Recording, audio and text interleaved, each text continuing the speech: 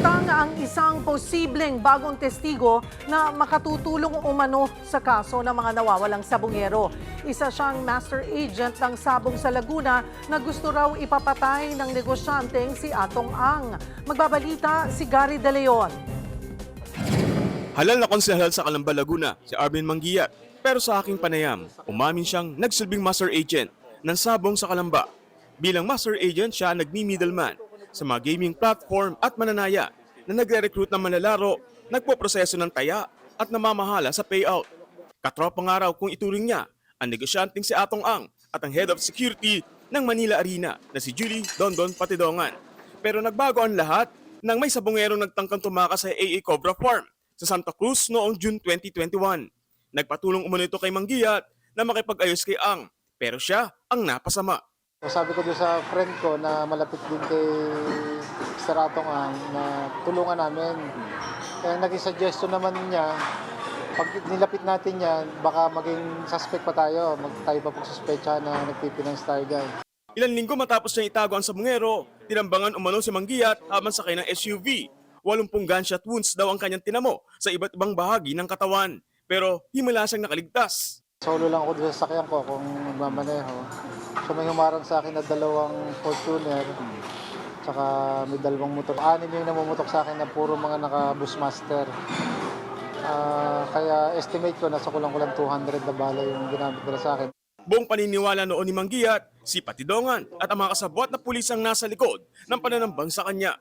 Makalipas ang 4 na taon, si Patidongan mismo ang nagsabi na kasama sa hitlist ni Ang si Manguiat. Pinapaambos yan ni Mr. Atong Ang sa halagang 2 milyon.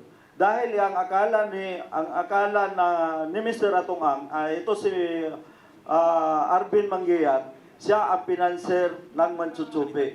Ngayon, minisyonan na pinapaambos.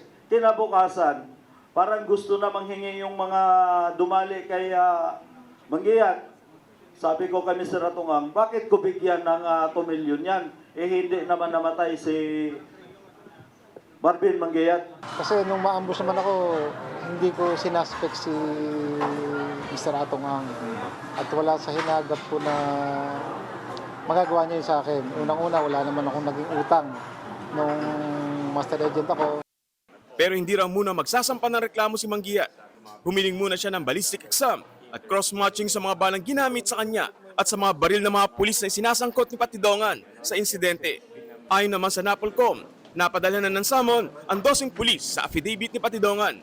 Meron silang 5 araw para sumagot. Alias Totoy actually sued 18 names, 18 policemen in his complaint affidavit. However, based on our evaluation, 6 of them have been already dismissed from the service. 12 na lang po ang nasa active service. So yung 12 po na yon, yung po ngayon na pinapasagot ng imis ho natin sa NAPOLCOM. Kasabay niyan, ibinalita ni Vice President Sara Duterte sa blog ni Attorney Harry Roque na nasabihan na si dating Pangulong Rodrigo Duterte tungkol sa ginagawang pag-uugnay umano sa kaso ng mga missing sabungero sa war on drugs. And sinabihan ko siya na there is an attempt to link him to the missing sabungeros case. So sabi niya that is Para sa 1PH, Gary De Leon, News 5.